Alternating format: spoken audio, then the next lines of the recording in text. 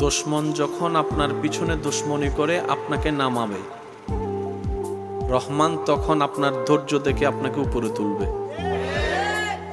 কাউকে যদি দেখেন আপনার রিজিকে হাত দিচ্ছে, আপনি মনে করছেন আপনার রিজিকে আপনার ভাগে হাত দিচ্ছে, না, সে তার রিজিকের মধ্যে নিজের রিজিকে নিজে হাত দিচ্ছে, নিজেই নষ্ট করে দিচ্ছে।